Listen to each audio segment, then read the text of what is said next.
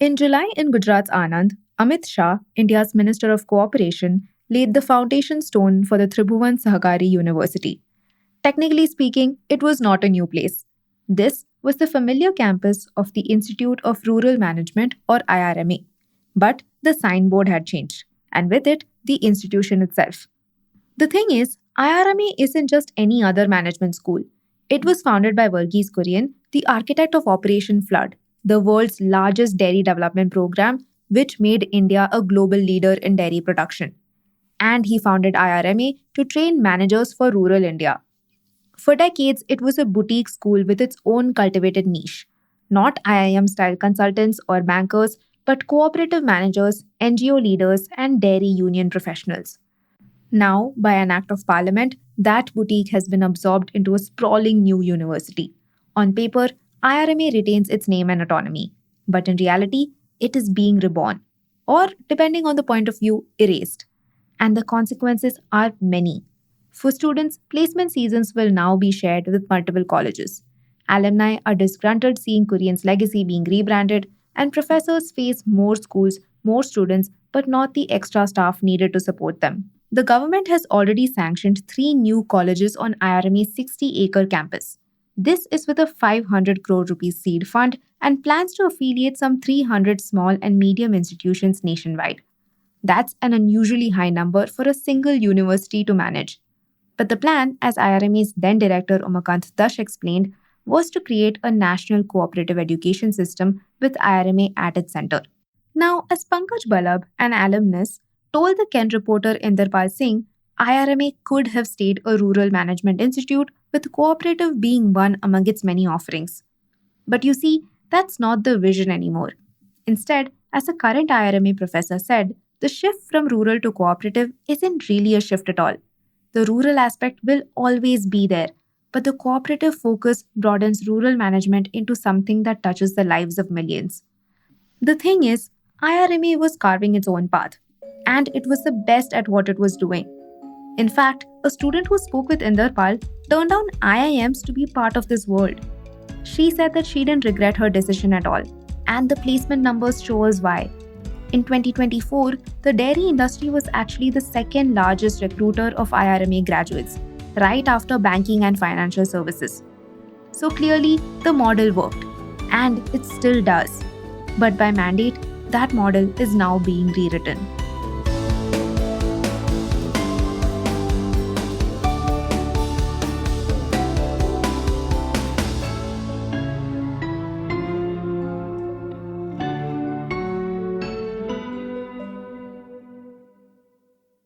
Welcome to Daybreak, a business podcast from the Ken. I'm your host, Rachel Verghese, and every day of the week, my co-host Snigdha Sharma and I will bring you one new story that is worth understanding and worth your time. Today is Monday, the 22nd of September. The act that set up Tribhuvan Sahakari University shifts everything IRMA owns into the new university. While it remains an independent institute, it will now sit inside a bigger frame. That's the twist of the legislation. It assures continuity, all while pulling IRMA into something flatter and more centrally run. But before the government rewrote its statute, IRMA had written its own story. A school built to train rural managers had elbowed its way into the mainstream MBA rankings. In the 2024 NIRF or National Institutional Ranking Framework list, it placed 49th, ahead of a few IIMs. Which is ironic because IRMA was never supposed to compete with IIMs. It was meant to be the other track. And that track was a very particular niche. When Kurien founded IRMA in 1979, 3/4 of India's workforce was in agriculture, and most of the population lived in villages. In that context, management wasn't about global banks or consulting firms. It was about dairy unions, cooperatives, and NGOs. IRMA leaned into that niche, and for decades, it owned it. Vivek Bhandari, a former director who served IRMA, recalled that Verghese wanted to ensure that IRMA did not turn into another IIM. It was meant to serve rural producers and cooperatives, giving them managerial sophistication to compete in the market.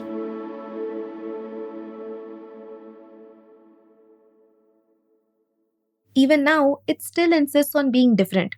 IRMA doesn't look for the most marketable consultant. Admissions go beyond just CAT scores.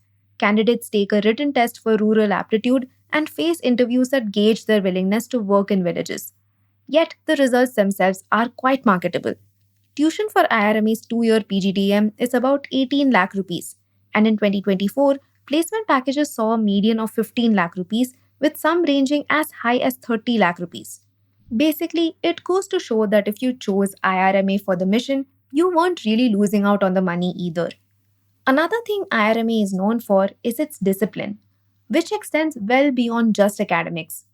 Revenues have consistently outpaced costs, and tuition alone has covered expenses over the past 2 years. On top of that, banks like RBI, Bank of Baroda, HDFC, and Axis have funded endowed chairs. These are permanent faculty positions supported by donations. They bring credibility, attract top professors, and add substantial funds to the balance sheet. But IRMA's identity isn't in numbers, it's in the fieldwork.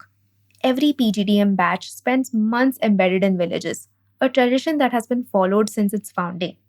Alumni remember it vividly. Pankaj Balab, a 1992 graduate from earlier, recalled that most students financed their studies with loans. These loans were then reimbursed if they worked for 3 years at any one of about 60 approved NGOs or cooperatives, including Amul and the National Dairy Development Board or NDDB. This was ultimately IRMA's unique selling point. It didn't try to beat IIMs at their own game. As Sanjeev Jha, another alumnus, put it, they couldn't have, but they could create their own category and be the best in it. And that is exactly what IRMA was doing, until right now. More on this in the next segment.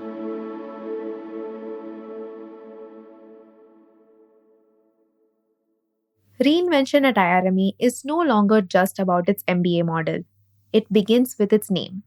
It is now Tribhuvan Sahakari University, with IRMA itself demoted to the IRMA school under TSU. Tribhuvan Das Patel, after whom the university is named, was the founder of India's cooperative movement and a founder of Amul. But the choice of his name over Verghese Kurien's hasn't landed very well. A 1994 graduate told us that groups that saw Kurien's dedication to the institute up close are quite upset. Kurien, a non-Gujarati Christian, famously sparred with the Gujarat chief minister and chased files from state offices all the way to the prime minister's desk. IRMA was his passion project, yet his name is largely absent in the university's new avatar. In fact, some TSU advertisements do not mention him at all. Now that's what the alumni have to say. Back in Anand, though, the concern is more practical than symbolic. Construction on adjoining agricultural land for the new colleges haven't started yet, but the 3 new schools are already evaluating applications, adding work for professors without adding additional staff. Also, the faculty is now expressing apprehension over the extra layers in decision making. Bhandari, the ex-director from earlier, told us that unlike the past when IRMA's board used to operate independently with NDDB support, it must now navigate academic councils, boards of studies, and a governing board. This introduction of bureaucracy could majorly slow decisions. In the middle of all of this, there has been major leadership shifts. The appointment of a new director, Saswata Biswas, and a new dean of student affairs has created a turbulent backdrop for this transition. For students, the bigger worry is placements. Previously, IRMA ran its own process, but now recruiters will access one large umbrella pool of TSU graduates. And as a current PGDM student said, a larger pool means increased competition. Stay tuned.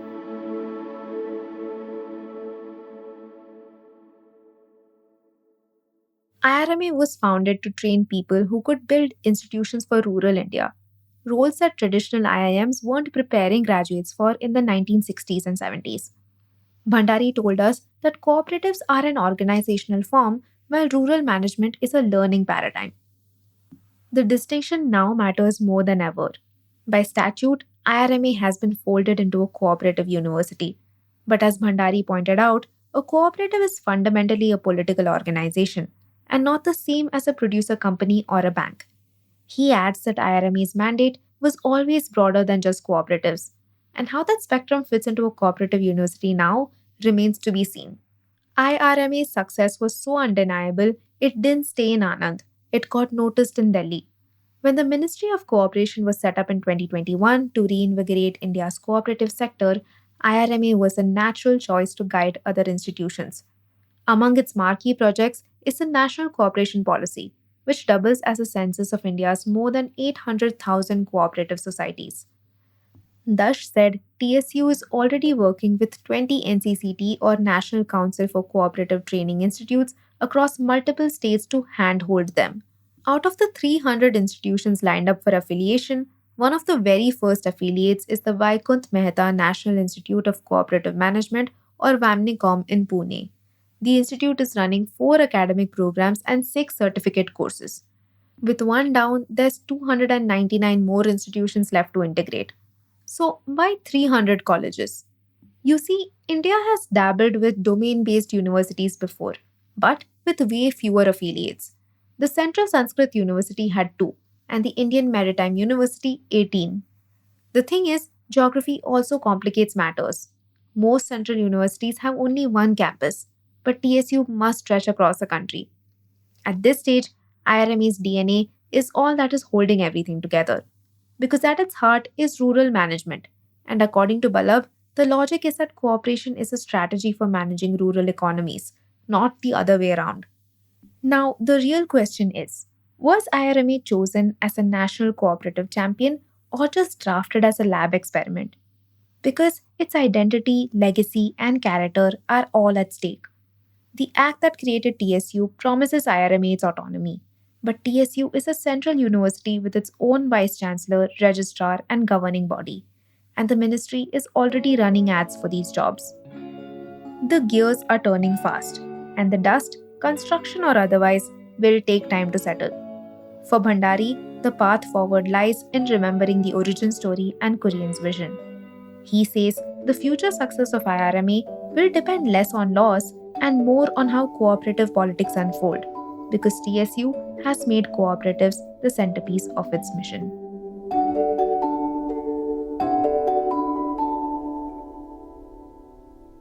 Daybreak is produced from the newsroom of the Ken, India's first subscriber-focused business news platform. What you're listening to is just a small sample of our subscriber-only offerings. A full subscription offers daily long-form feature stories, newsletters, and a whole bunch of premium podcasts. To subscribe, head to theken.com and click on the red subscribe button on the top of the Ken website. Today's episode was hosted and produced by my colleague Rachel Verghese and edited by Rajiv Sien.